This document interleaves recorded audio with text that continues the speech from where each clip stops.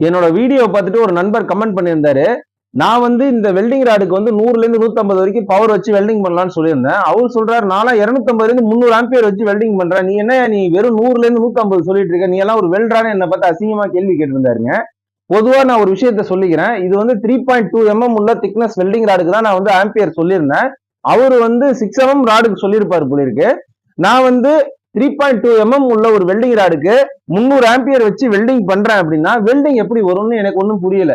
அதுல வந்து என்ன வந்து அவர் வெல்டரான்னு கேட்டிருக்காருங்க.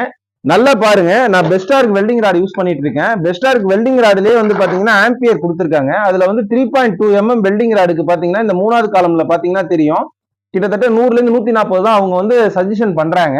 நம்ம வந்து ஒரு 150 வரைக்கும் யூஸ் பண்ணிக்கலாம், ஒன்றும் பிரச்சனை கிடையாது. இந்த அடிப்படை விஷயங்கள் கூட தெரியாம நிறைய பேர் வந்து கமெண்ட் பண்ணிட்டு இருக்கீங்க. நான் எந்த வெல்டிங் ராடை காட்டி என்ன ஆம்பியர் சொல்றேங்கிறத முதல்ல பாருங்க. தேங்க்யூ ஃப்ரெண்ட்ஸ், மீண்டும் நல்ல பதிவில் பார்ப்போம். மறக்காம இன்னொரு நண்பருக்கு ஷேர் பண்ணுங்க.